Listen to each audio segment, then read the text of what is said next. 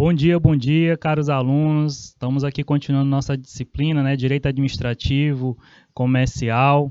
Eu sou o professor Tássio Carvalho, a gente já está aqui nessa disciplina dentro do curso de secretariado.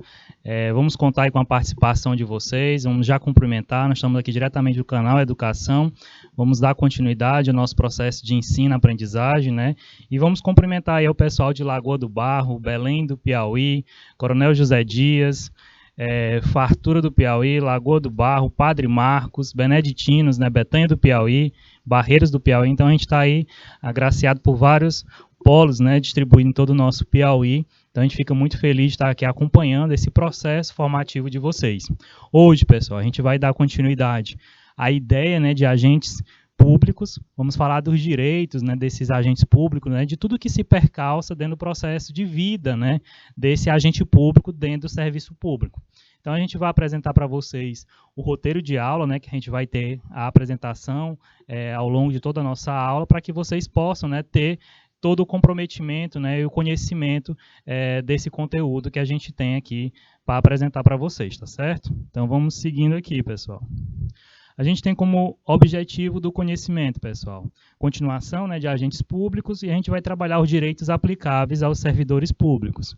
Como objetivo, pessoal, a gente tem explicar os direitos e vantagens dos servidores e o seu regime especial de aposentadoria, e vamos ter, né, da teoria à prática, as resoluções de questões durante a aula e para casa. Então a gente vai aqui, pessoal, dar o pontapé inicial, lembrando, né, na aula passada nós falamos sobre os agentes públicos, né, os tipos de agentes públicos, a gente apresentou para vocês os conceitos, né, de agente público e apresentando todas as possibilidades, né, de agente público, desde agentes políticos, ocupante de cargos em comissão, os militares, né, os empregados públicos, servidores públicos, enfim, a gente fez toda essa apresentação dos roles de pessoas, né, que ficavam vinculadas à questão do agente público. Apresentamos, né, a ideia doutrinária do conceito inicial de agente público, todas as perspectivas, as apresentações gerenciadas ao entorno, né, desse entendimento do que vem a ser o agente público. E aí hoje a gente vai apresentar, durante toda a aula, a apresentação da parte específica, né, dos direitos que são garantidos, que são vinculados ao agente público como um todo. Então, a gente vai aqui iniciar o pontapé inicial dessa aula, em que a gente vai estar, pessoal, falando sobre a análise do regime estatutário federal, que está na Lei 8.112. Né? Então, ao longo da nossa aula, a nossa disciplina ela vai estar muito presente, né, e vinculada a essa legislação. É a legislação, pessoal, que vai estar tratando, né, do regime estatutário do federal.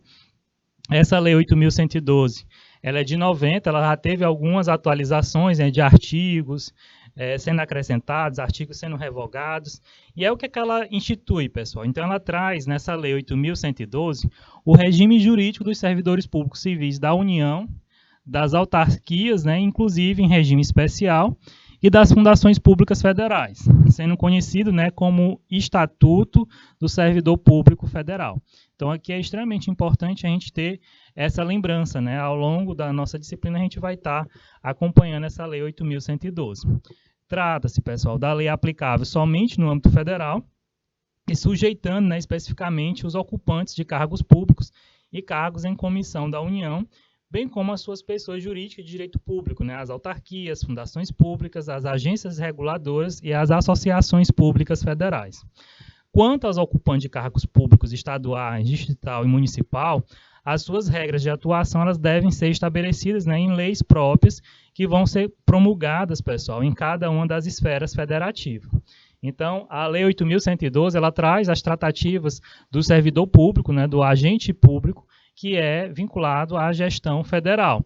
Já a questão do Estado, pessoal, por exemplo, nosso Estado do Piauí, ele tem a sua legislação própria, né, que regula os servidores do nosso Estado. E assim, cada Estado, né, o Estado ou o município, ele vai estar gerenciando, né, toda a formação, o olhar, né, para esse agente público, considerando as suas denominações de seus direcionamentos, seja municipal, estadual e o federal, né, que é acompanhado pela Lei 8.112.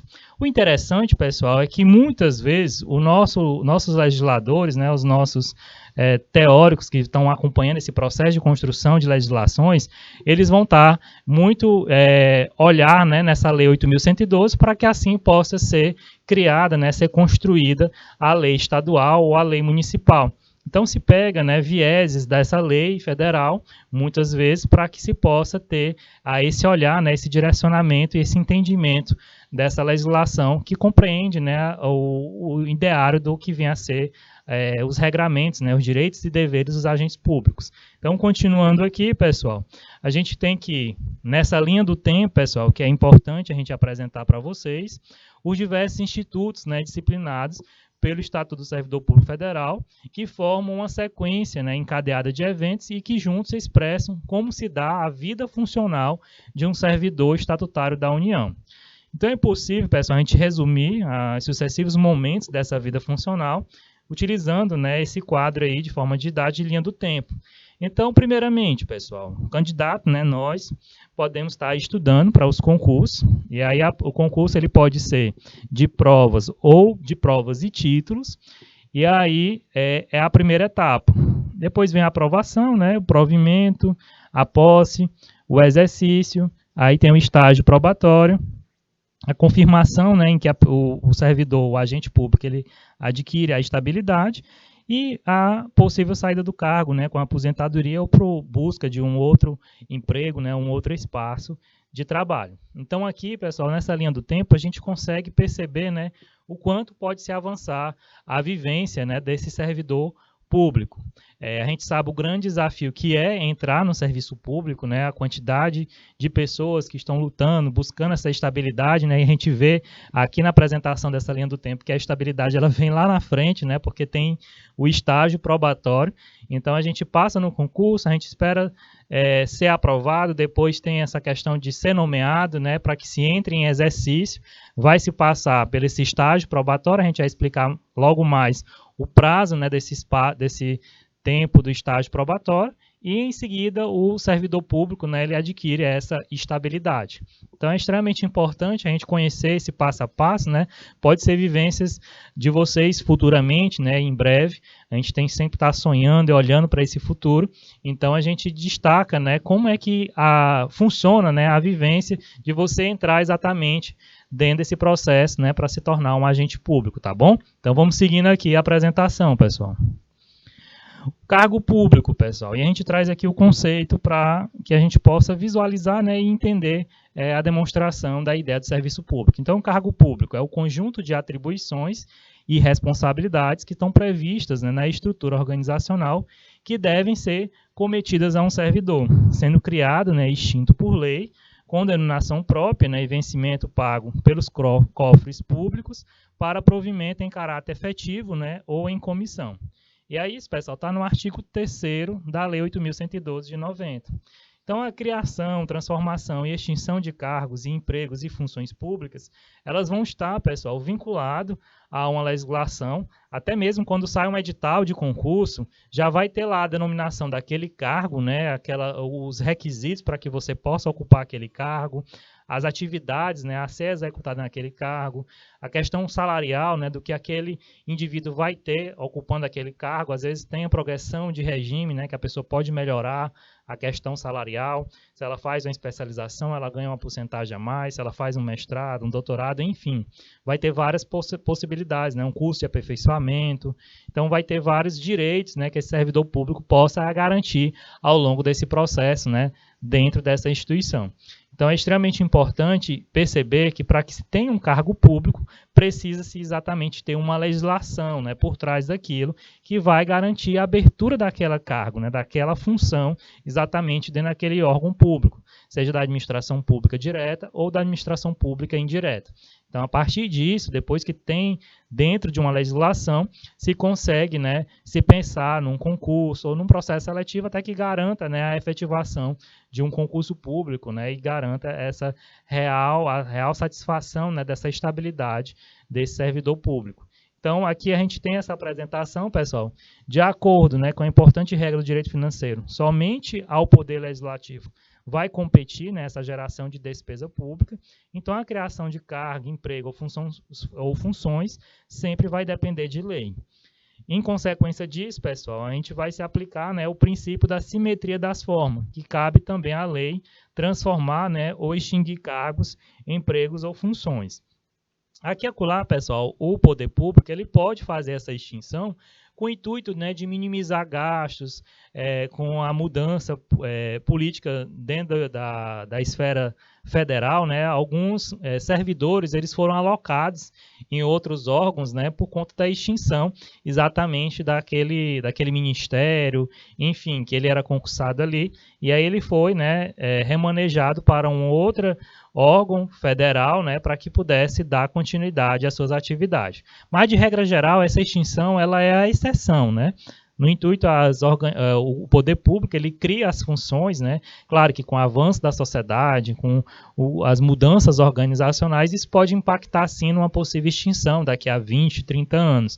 Mas, de modo geral, essa extinção é uma exceção. Então, normalmente, né, o poder público ele não vai estar criando um cargo, uma função exatamente dentro de um órgão público, dentro da administração pública direta ou indireta, para se extinguir lá na frente. Ele sempre cria na perspectiva, né, de ser realmente importante a presença, né, daquele servidor público. E aí aquele servidor público ele não vai estar preocupado, né, de lá na frente ter o seu cargo extinto, né, por exemplo. Então, isso é uma exceção, até para que a gente fique tranquilo, né, nesse processo. A gente tem realmente a satisfação da estabilidade, né, quando você entra dentro do serviço público através do concurso. Então, continuando aqui, pessoal. Falando ainda dessa criação, transformação e extinção, né, emprego e funções, vai ser prescrito, pessoal, no artigo 48, inciso 10, né, da Constituição Federal, que cabe ao Congresso Nacional, com a sanção do Presidente da República, né, não exigida esta, para o especificado nos artigos 49, 51 e 52, dispor, né, sobre as matérias de competência da União, especialmente sobre, e aí está no inciso 10, vai estar falando sobre a criação, transformação e extinção de cargos, empregos e funções públicas, né, e isso observando o que se estabelece, né, no artigo 84, inciso 6, a linha B. Então, conforme está ressalvado, né, pessoal, nessa parte final do dispositivo, estando vago e somente nesta hipótese, poderá ser extinto o cargo, né, ou a função mediante decreto. E aí isso vai estar no artigo 84, inciso 6, a linha B. Por isso que se diz que acompanha esse processo. Então, a gente percebe, pessoal, que vai caber ao Congresso Nacional, e claro, depois de ser visto no Congresso Nacional e a sanção do Presidente da República, essa possibilidade, né, de criação ou transformação ou extinção de empregos e funções públicas, né, e observando sempre o que tem no artigo 84, inciso 6, a linha B da Constituição Federal. Excetuado, pessoal, unicamente, a gente traz essa exceção, né, o caso de cargos ou funções vagas, não se admite, né, que ato administrativo crie, modifique ou extinga cargos, né, empregos ou funções, pois aí se trata, né, de matéria reservada à lei. Vai precisar da lei para que isso aconteça, né, e isso está no artigo que a gente leu anteriormente. A necessidade de lei, pessoal, vai se aplicar aos cargos, empregos e funções tanto da administração pública direta, quanto da administração autárquica e fundacional, observando inclusive, né, a iniciativa privativa do chefe do Poder Executivo na tramitação do projeto de lei. Então, vai precisar, né, do aval final do Presidente da República para que se tenha, né, essa criação, essa transformação ou extinção do cargo, né, emprego ou função. Por simetria, pessoal, os estados, Distrito Federal e os municípios se submetem às mesmas regras, né? Então, foi aquilo que a gente tratou há pouco tempo. Os estados, municípios e o Distrito Federal vão estar acompanhando, sim, na perspectiva da criação da sua legislação, né, seja estadual, municipal ou distrital, a Lei 8.112. Então, nessa perspectiva, né, no caso, quando a gente pensa numa extinção, na transformação, numa criação de um cargo, né, estadual, vai ser refletido dentro da Assembleia Legislativa e vai ser sancionado pelo governador. Isso a nível estadual. A nível municipal, pessoal, vai ser discutido dentro da Câmara Municipal e vai ser sancionado pelo prefeito daquele município. Então, só para que vocês compreendam, né, e fique bastante claro como é que acontece, né, em cada esfera e como é que se acompanha, né, essa Lei 8.112. Então, vamos continuar aqui o fluxo, pessoal. Espero que vocês estejam aí ligadinhos dentro do nosso conteúdo. É um conteúdo muito prático, né, tranquilo, que a gente consegue absorver com muita facilidade. Quanto às empresas estatais, pessoal, vem predominando nos concursos, né, a orientação segundo a qual a criação de emprego público nas empresas públicas e sociedade economista não depende de lei, porque as entidades de direito privado, né, da administração indireta estão excluídas, né, da dicção daquilo previsto na Constituição, e está no artigo 61, parágrafo 1º alineado da Constituição.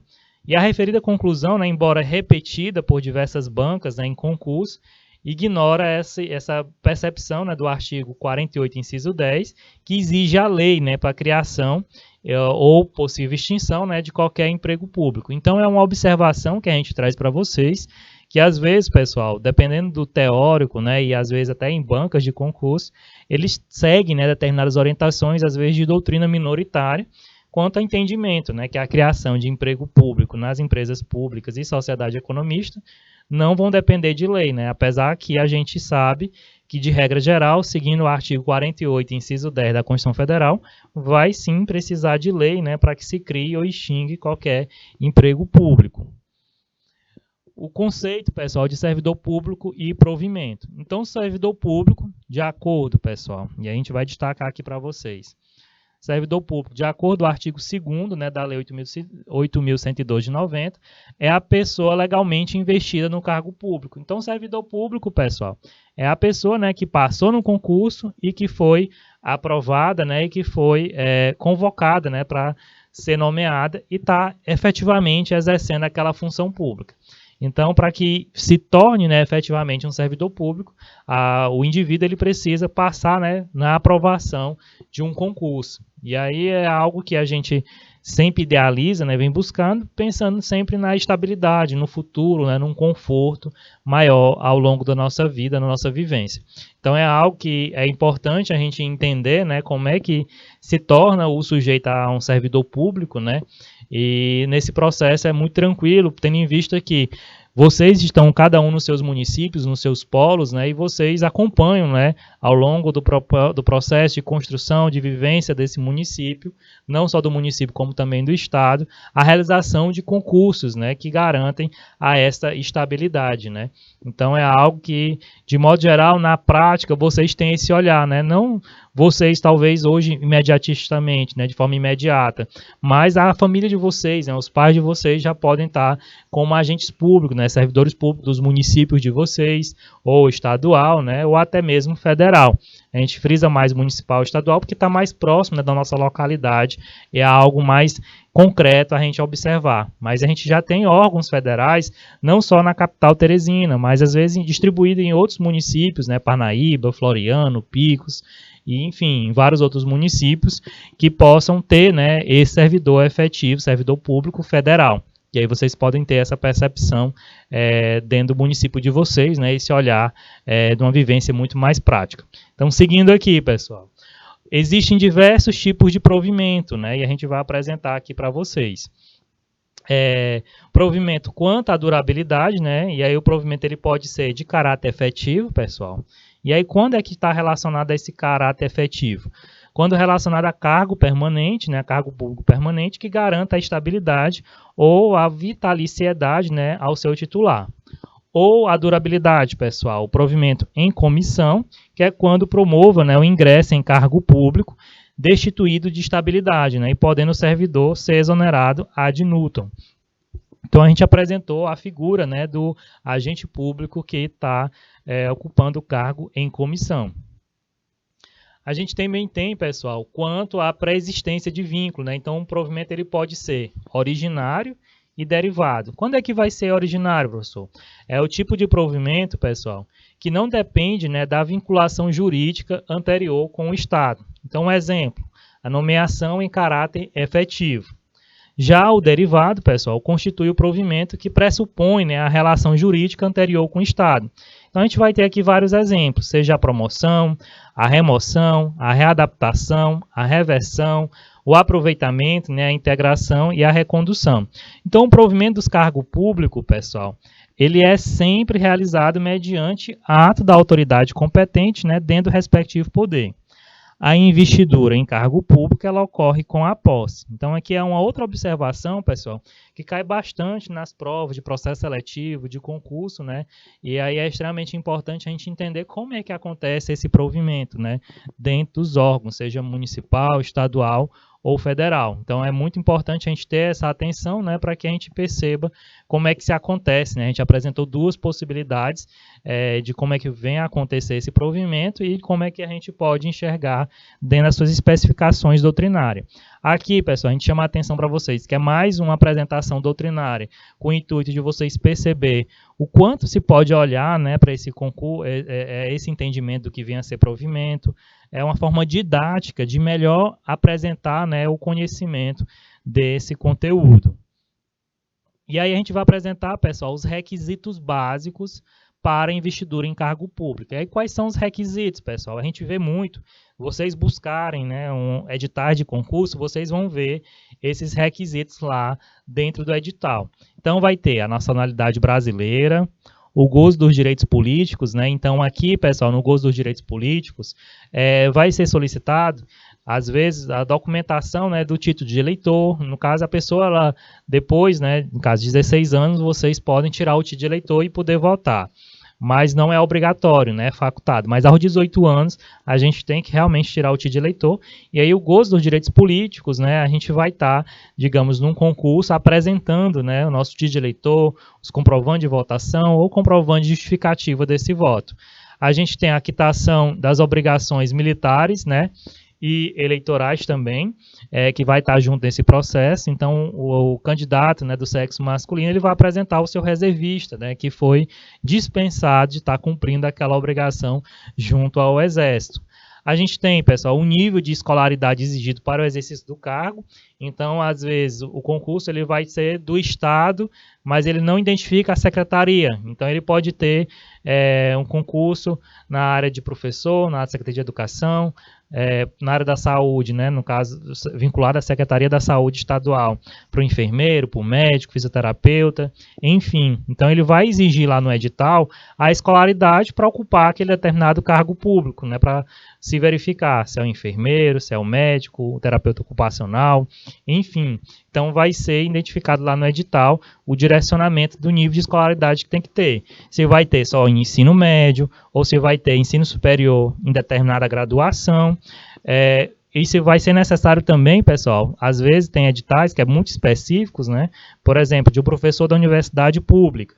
Ele vai estar lá exigindo a escolaridade de graduação em administração, mais mestrado em administração ou doutorado em administração, por exemplo. Então, os editais eles vão estar de forma bem diversa. Vai depender muito do direcionamento, né, da ideia e de que cargo público, né, está sendo pleiteado aquela vaga. Então, vocês buscando, né, até de forma exemplificativa, esses exemplos vocês conseguem encontrar todo esse entendimento, né, esse direcionamento. A gente tem, pessoal, a idade mínima de 18 anos e a aptidão física e mental. Quanto à idade mínima de 18 anos, pessoal, até mesmo assim, se não for um concurso público a nível médio, né, porque a gente vai ter alguns cargos que pleiteiam, né, só a pessoa ter o ensino médio, dificilmente uma pessoa com ensino vai conseguir ter o ensino superior, né, se o cargo exigir, antes dos 18 anos, né, até porque você tem um fluxo normal de processo de ensino-aprendizagem, ensino fundamental, ensino médio e o ensino superior. Então, minimamente, esse indivíduo ele vai estar concluindo o ensino médio, né, na grande maioria das vezes, após os 20 anos. Né? Claro que a gente tem exceções nesse processo, mas a maioria, né, vai ser conclusa após os 20 anos. Então, essa exigência, né, mínima de 18 anos é porque ela vai estar direcionando também aquele cargo público que vai exigir só ensino médio. E a grande maioria dos indivíduos dentro do nosso país consegue finalizar, né, o ensino médio até os 18 anos ou até um pouquinho antes, com 17, enfim, mas para entrar nesse serviço público tem que ter no mínimo 18 anos. A aptidão física e mental, todo e qualquer servidor público, para entrar naquele serviço público, tem que apresentar essa aptidão física e mental, né? Ele passa por uma junta médica, né, que vai fazer essa validação.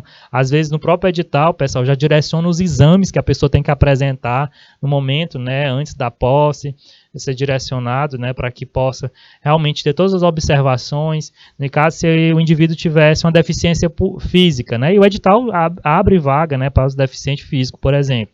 Então, ele vai passar pela junta comprovando, né, aquela deficiência e vai ter lá as observações necessárias para aquele determinado cargo. Então, é extremamente importante a gente perceber esses requisitos básicos, né, para a investidura num cargo público e que vai estar lá de forma tranquila, né, dentro dos nossos editais. A gente vai apresentar agora, pessoal, outras questões que tem aqui na Lei 8.112, está no artigo 8º, que faz referência, né, a 7 formas de provimento. E a gente vai apresentar cada uma delas para vocês ao longo da aula. Então, a gente tem a nomeação, a promoção, a readaptação, a reversão, o aproveitamento, reintegração e a recondução. Aqui, pessoal, cai bastante em concurso público o entendimento dessas formas de provimento.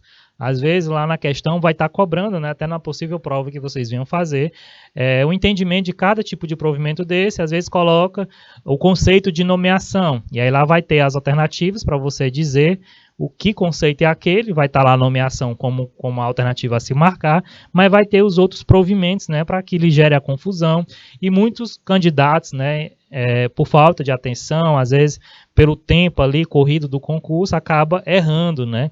Então é extremamente importante ter essa atenção de como é cada provimento desse. Então a gente vai apresentar de forma direcionada para vocês, para que facilite o processo de entendimento de vocês de cada provimento desse, tá certo? Então vamos aqui dar o pontapé inicial na apresentação dessas formas de provimento.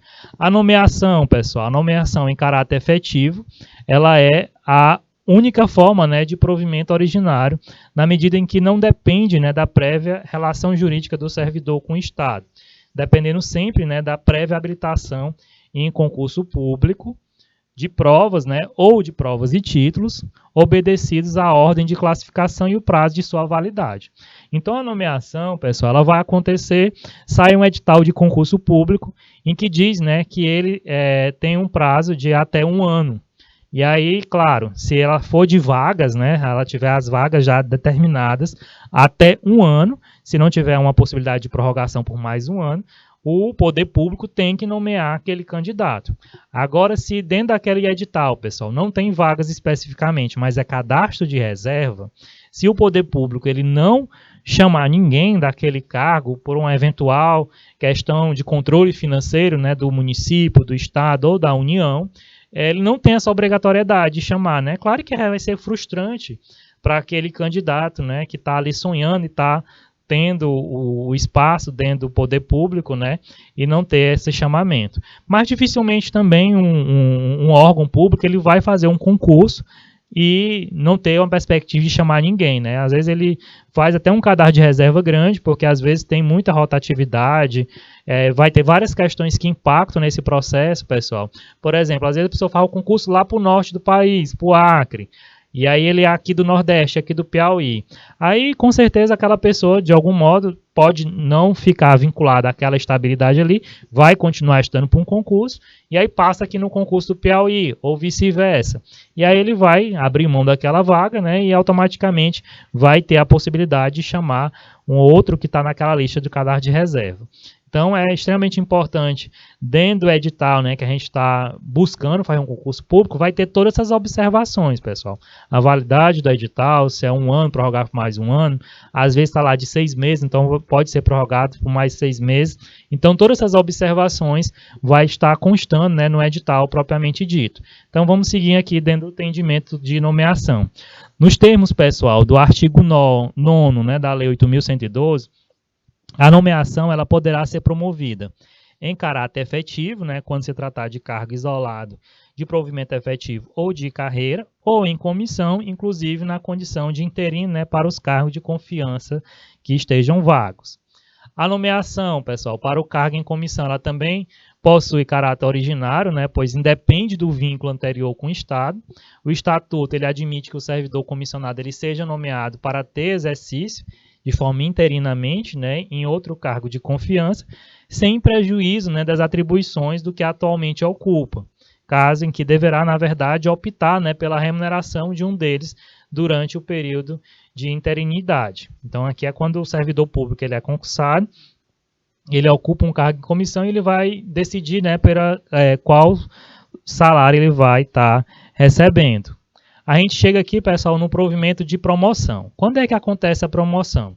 Então, a promoção é uma forma de provimento derivado, pois ela só pode favorecer os servidores públicos que já ocupam um cargo público em caráter efetivo.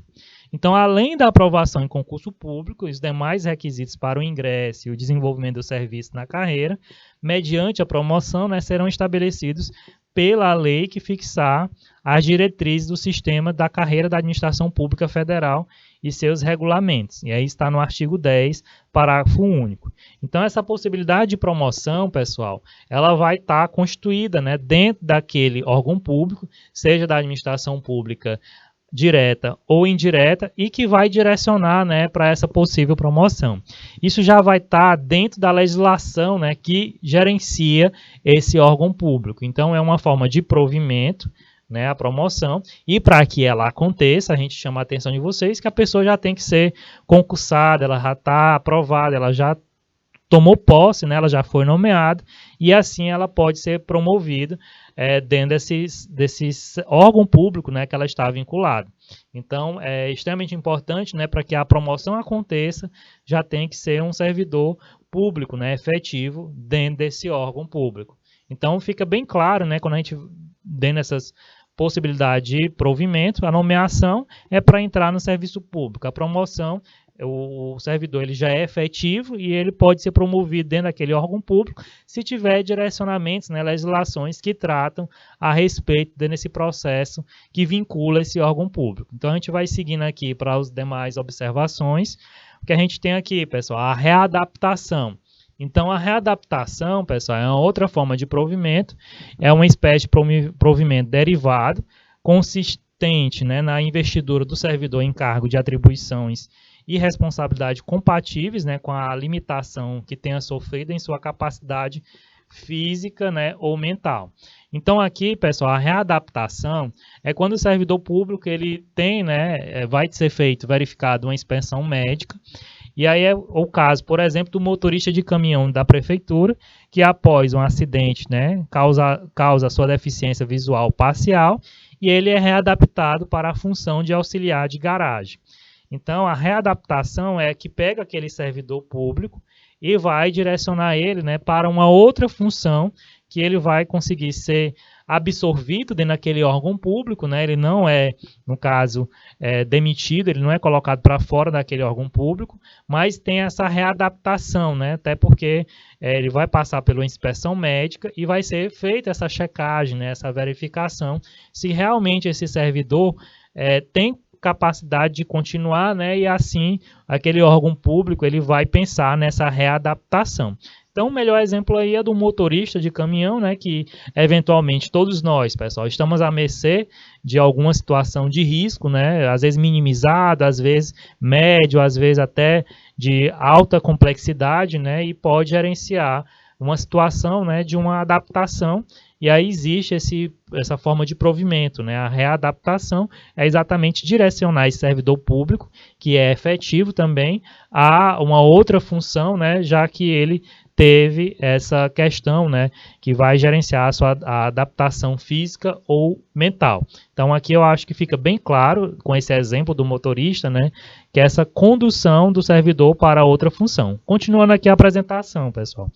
O reenquadramento do servidor readaptando, né, ele será realizado em cargo de atribuições afins, então vai ser atribuições, pessoal, próximo ao que ele executava, exatamente, respeitado, né, a habilitação exigida, o nível de escolaridade, a equivalência de vencimento, e na hipótese, né, de inexistência de cargo vago, o servidor exercerá suas atribuições como excedente até a ocorrência da vaga.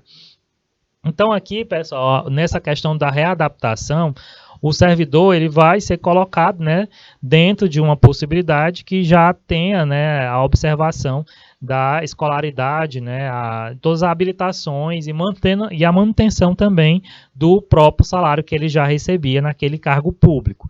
Então tem essa atenção exatamente, né, claro, se digamos o direcionamento que for dar nessa readaptação seja por um espaço, né, que não tem a vaga, mas mesmo assim ele vai estar sendo absorvido até que surja essa vaga, né, ele vai continuar recebendo seus direitos, né, as questões salariais como um todo, porque também o serviço público tem que ter esse processo de adaptação. Então, acho que essa parte de adaptação, na perspectiva do provimento, né, ficou bem clara e a gente vai seguir aqui as possibilidades de provimento. Só a última observação, pessoal, na hipótese de o readaptando, né, diante da gravidade de sua limitação, ser julgado incapaz para o serviço público, ele será aposentado. Então, se não tiver, pessoal, nenhuma possibilidade de readaptação, né, isso vai ser verificado, checado junto a uma junta médica, né, se ele vai ter aptidão física ou mental para ser adaptado ao cargo, né, que o órgão público pode direcionar.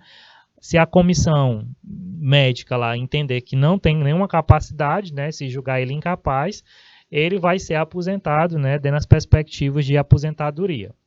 A reversão, pessoal, é uma outra possibilidade de provimento. E aí aqui na reversão, ela é uma espécie de provimento derivado que vai decorrer, pessoal, do retorno à atividade do servidor aposentado por invalidez, quando junta médica oficial, né, ela declarar insubsistente os motivos de aposentadoria, ou no interesse da administração, desde que, pessoal, tem essas observações. Tenha solicitado a reversão, o próprio servidor, ele foi aposentado e ele solicitou essa reversão porque ele não tem mais aquela incapacidade, né? Letra B, a aposentadoria tenha sido voluntária, né? Em que essa pessoa buscou essa aposentadoria voluntária, então ela pode também garantir essa reversão. Estável quando na atividade, né? Então, para que aconteça essa reversão, esse servidor tem que ser estável, tem essa situação também. A aposentadoria tem ocorrido nos 5 anos anteriores à solicitação. Então, também, para que se tenha a reversão, pessoal, digamos, o servidor público, ele foi aposentado e tem que ser também para que ele solicite essa reversão, ele foi aposentado hoje, nós estamos em 2022. Então, até 5 anos para frente, até 2027, essa pessoa ela pode solicitar essa reversão, né, se ela se enquadrar na extinção, né, dessa incapacidade que ela estava vinculada. E a letra D, haja cargo vago, né, está no artigo 25 da Lei 8.112, que para que aconteça de forma efetiva essa reversão, precisa também ter cargo vago, né.